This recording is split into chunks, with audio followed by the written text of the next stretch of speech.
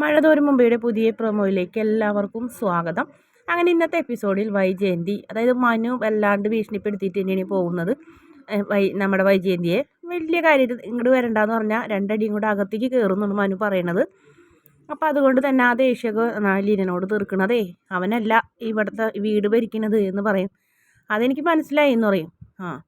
പിന്നെ വീട്ടുവേലക്കാരിയായി വന്നിട്ട് വീട്ടമ്മയാവാൻ നോക്കരുത് കേട്ടാ എന്നും പറയും. ഞാൻ വീട്ടമ്മയാവാൻ നോക്കുന്നില്ല, മാഡം ശരിക്കും വീട്ടമ്മയായി നിന്നാൽ മതി എന്ന് പറയും. നീ എന്തടി പറയണേന്ന് ചോദിക്കും.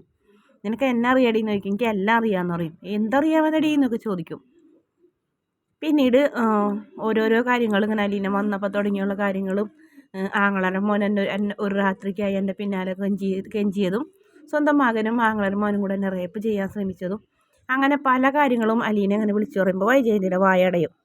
പിന്നെ ഒരു കാര്യം കൂടെ അലീന പറയും, ഈ വീട് നശിച്ച് പോകാണ്ടിരിക്കണമെങ്കിൽ നിങ്ങളുടെ വായ മര്യാദ രീതിയിൽ വെച്ചാൽ മാത്രമേ ഈ വീട് നശിച്ച് പോകാണ്ടിരിക്കുള്ളൂ, അല്ലാണ്ട് എൻ്റെ കുറ്റമല്ല എന്നറിയും, ആ സാറിൻ്റെ കുറ്റമല്ല എന്നറിയും. പിന്നെ ബാലേന്ദ്ര സാർ എന്ന് പോകാൻ പറയണോ അന്ന് ഞാനിവിടെ നിന്ന് ഇറങ്ങുകയും ചെയ്യുമെന്ന് പറഞ്ഞു. അതിനുശേഷം അലീന മുത്തശ്ശിയുടെ അടുത്തേക്ക് ചെന്നിട്ട് മുത്തശ്ശിയോട് ഫോണൊക്കെ മേടിക്കുന്നുണ്ട്. എന്നിട്ട് രേവതിക്കുട്ടിയെ വിളിച്ച് കാര്യങ്ങളൊക്കെ പറയുന്നുണ്ട്. വരുന്നില്ല, അവിടുത്തെ പ്രശ്നങ്ങളൊക്കെ ഇങ്ങനെ പറയും. അപ്പോൾ വരുന്നുണ്ടെങ്കിൽ അറിയിക്കാമെന്ന് പറയും. മുത്തശ്ശിക്കാണെങ്കിൽ അത് ഇഷ്ടാവില്ല. മുത്തശ്ശി പറയും, നീ എന്തിനാ ഇവിടെ നടക്കുന്ന കാര്യങ്ങളൊക്കെ വല്ലവരോടും പറയണമെന്ന് അറിയും. വല്ലവരല്ലല്ലോ, എൻ്റെ അനിയത്തിയല്ലേ എന്ന് ചോദിക്കും. അനിയത്തി എന്നറിയാം, കൂടെ രക്തമൊന്നുമല്ലല്ലോ എന്നറിയും. രക്തമാണെങ്കിൽ ഇപ്പോൾ ഭയങ്കര കാര്യങ്ങളുള്ളേ, രക്തങ്ങൾ തമ്മിൽ ഭയങ്കര സ്നേഹമുള്ളേ എന്നൊക്കെ ചോദിക്കും. അപ്പോൾ മുത്തശ്ശിയുടെ വായ അടയും. പെട്ടെന്ന് മുത്തശ്ശി പറയും, വൈജയന്തി പറഞ്ഞത് ശരിയാണ്, നീ വന്ന് കയറിയതിന് ശേഷമാണ് ഈ വീട്ടിൽ ഇത്രയും പ്രശ്നങ്ങളൊക്കെ വന്ന് തുടങ്ങിയെന്ന് പറയും. അപ്പം ഞാൻ എന്ത് ചെയ്തിട്ടുണ്ട് മുത്തശ്ശി ഇങ്ങനെ പറയുന്നത്? ഞാനാണോ ഇവിടുത്തെ പ്രശ്നങ്ങൾ ഉണ്ടാക്കിയത്? ഞാൻ കാരണമാണോ സാറ് വീടിട്ട് പോയതും മദ്യപിച്ചതും അറ്റാക്ക് വന്നതും ഹോസ്പിറ്റലിൽ കൊണ്ടുപോയതൊക്കെ എൻ്റെ തെറ്റാണോ എന്ന് ചോദിക്കും. അപ്പോൾ പറയും, ഞാൻ നിന്നെ വിഷമിപ്പിക്കാൻ വേണ്ടി പറഞ്ഞതല്ല, അങ്ങനെയാണ് സംഭവം എന്ന് മാത്രം പറഞ്ഞാണെന്ന് പറയും. എല്ലാം മനസ്സിലായി മുത്തശ്ശി എനിക്കെന്ന് പറഞ്ഞ് അലീന മുത്തശ്ശിയോട് ചെറുതായിട്ടൊരു വിഷമത്തോടെ തന്നെയാണ് പ്രാർത്ഥിച്ച് കെടുക്കുന്നൊക്കെ ഭാഗങ്ങളൊക്കെ കാണിക്കുന്നത്. പിന്നീട് പിറ്റേ ദിവസം നമ്മുടെ ഗംഗാധരനും മാലതിയും വരുന്നുണ്ട്. യാത്ര പറഞ്ഞവർ പോകാൻ പോണ്. അപ്പോൾ അമ്മനെ കാണാൻ വരുന്നതെന്ന്. അപ്പോൾ അമ്മനെ കാണും. അതിന് മുന്നേ കൃഷ്ണമോളോട് കാര്യങ്ങളൊക്കെ ചോദിച്ചറിയും. ഇപ്പോൾ കൃഷ്ണമോൾ അവിടുത്തെ കാര്യങ്ങളൊക്കെ പറയുന്നുണ്ട്. പിന്നീട് അമ്മയുടെ അടുത്തേക്ക് ചെല്ലും. അപ്പോൾ അമ്മനോട് സംസാരിക്കും. അമ്മ പോകണ്ടെന്നൊക്കെ പറയുന്നുണ്ട്. പിന്നീട് വൈജയന്തിനെ നീ ഒന്ന് ഉപദേശിക്കണം, ആ പെൺകുട്ടീനെ ഇവിടെ നിന്ന് പറഞ്ഞയക്കരുതെന്ന് പറയണം. അവളുണ്ടെന്ന് എൻ്റെ കാര്യങ്ങളൊക്കെ നടന്നു പോണ്. ഒരു കണക്കിന് സ്വന്തം മോള് തന്നെ എനിക്കിപ്പോൾ ആരെയാവണ് എന്നൊക്കെ പറയുന്നുണ്ട്. ഞാൻ അവളോട് സംസാരിച്ച് നോക്കാം. ഇപ്പോൾ അവളുടെ അവിടെ എന്ത് പറഞ്ഞിട്ടും കാര്യമില്ല, അവളൊരു പ്രത്യേക സ്വഭാവമായിട്ട് നടക്കണമെന്നൊക്കെ പറയും. ആ സമയത്ത് മാലതി ചോദിക്കുന്നുണ്ട്, അമ്മ എപ്പോഴെങ്കിലും അലീന എന്നുള്ള പേര് ഇതിന് മുന്നേ കേട്ടിട്ടുണ്ടോ എന്ന് ചോദിക്കും. ഇല്ല. എന്താണെന്ന് ചോദിക്കും. ഒരു 10-15 വർഷത്തിന് മുന്നേ കേട്ടിട്ടുണ്ടോ എന്ന് ചോദിക്കും. ഇല്ല. എന്തോ ഉണ്ടല്ലോ എന്ന് പറയും. ഒന്നുമില്ല അമ്മ, അവൾ വെറുതെ ചോദിച്ചാണെന്ന് പറയും. അതിനുശേഷം ഹാളിലേക്ക് വരും മാലതിയും അതുപോലെ ഗംഗാധരനും. അപ്പോൾ അലീന പറയും, ബ്രേക്ക്ഫാസ്റ്റ് കഴിച്ചിട്ടില്ലെങ്കിൽ എടുക്കാമെന്ന് പറയുമ്പോൾ ഇല്ല, ഞങ്ങൾ കഴിച്ചിട്ടാണ് വന്നത്, ചെറിയ രീതിയിൽ കഴിച്ചു എന്ന് പറയും.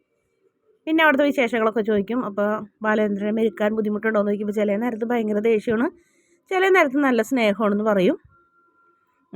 എന്തായാലും അലീനോട് എങ്ങനെയുണ്ട് വൈജയന്തി എന്ന് ചോദിക്കുമ്പോൾ പഴയതിലും മോശമാണ്, പലതും പുറുപുറുക്കും, ഞാൻ മൈൻഡ് ചെയ്യാണ്ടിരിക്കുന്നു, എന്നെ കൊന്ന് കിണറ്റിലിടാനുള്ള ദേഷ്യമുണ്ട്, ഞാനെല്ലാം കണ്ടില്ല എന്ന് അടിച്ച് നിൽക്കുന്നപ്പം അലീന നീ ദേഷ്യപ്പെട്ട് ഇവിടെ ഇട്ടേച്ച് പോകരുത്, ഈ വീട്ടിലിപ്പോൾ നിൻ്റെ ആവശ്യമുണ്ട്, ബാലേന്ദ്രൻ പറഞ്ഞ പോലെ നീ ഈ വീട് കൊണ്ട് നടക്കണം, വൈജയന്തിയുടെ കാര്യം വിട്ടുകളാം, ബാക്കിയുള്ളവരെ കുറിച്ച് നീ ചിന്തിക്കണം എന്നൊക്കെ മാലതി പറഞ്ഞു കൊടുക്കുമ്പോൾ അലീന ഒന്നും മിണ്ടാണ്ട് അകത്തേക്ക് പോകും. പിന്നീട് നമ്മുടെ വൈജയന്തി കുളിയൊക്കെ കഴിഞ്ഞ് ബാങ്കിൽ പോകാൻ റെഡിയായി വരുന്നുണ്ട്. അല്ലെങ്കിൽ എപ്പോൾ വന്നെന്ന് ചോദിക്കും. അങ്ങനെ അവിടുത്തെ വിശേഷങ്ങളൊക്കെ പറയും. ഇപ്പോൾ വല്ലാത്തൊരു വേഷം കെട്ടാണ്, എന്നെ ബാലേന്ദ്രൻ ഡൈവോഴ്സ് ചെയ്തു എന്ന് പറയും. ഇപ്പോൾ ഇതേ ഏതൊരു ഇലക്ട്രീഷ്യൻ വന്ന് മുകളിലൊരു ബെല്ല് വെച്ചിട്ടുണ്ട്, ആ ബെല്ലിലാണ് കാര്യങ്ങളൊക്കെ. ആ ബെല്ല് കേൾക്കുമ്പോൾ ഇവിടെ നിന്ന് അങ്ങോട്ട് ഓടും. അപ്പോൾ അവളാണ് എല്ലാ കാര്യങ്ങളും നോക്കണം, ഞാനല്ല എന്നൊക്കെ പറഞ്ഞ് ദേഷ്യപ്പെടുന്നുണ്ട്. ആ സമയത്ത് മാലതി പറയും, നീ കുറച്ചും കൂടെ കൺട്രോൾ ആവണം, നീ നിൻ്റെ കാര്യങ്ങൾ മാത്രം ചിന്തിച്ചാൽ പോരാ, പല കാര്യങ്ങളും ചിന്തിക്കാനുണ്ടെന്നൊക്കെ പറഞ്ഞ് ദേഷ്യപ്പെടുന്നുണ്ട്. ആ സമയത്ത് കോണിയും ബെല്ലടിക്കുന്നുണ്ട്. ഇന്ന് ഞാൻ ശരിയാക്കി തരാമെന്ന് പറഞ്ഞു കഴിഞ്ഞിട്ട് നിൽക്കണ ഭാഗത്തോടെയാണ് എപ്പിസോഡിൻ്റെ അവസാന ഭാഗം. പിന്നീട് പ്രൊമോയിൽ കാണിക്കുന്നത് വൈജയന്തിന് അലീനയ്ക്ക് പകരം മുകളിലേക്ക് ചെല്ലുന്നത്. നീ എന്തിനാ അങ്ങോട്ട് വന്ന്, നിന്നോട് ആരും വന്ന് എൻ്റെ മുറിയിലേക്ക് വരാമെന്ന് വെച്ചപ്പോൾ ഞാൻ ആരാ, ഞാൻ നിങ്ങളുടെ ആരാ, എന്താ ഞാൻ വന്നാൽ നിങ്ങളുടെ കാര്യങ്ങൾ ഞാനല്ലേ നോക്കേണ്ടത്, അലീനയാണോ നിങ്ങളുടെ കാര്യങ്ങൾ നോക്കേണ്ടതെന്ന് ചോദിക്കും. ഈ അലീന ആരാണെന്ന് ചോദിക്കും.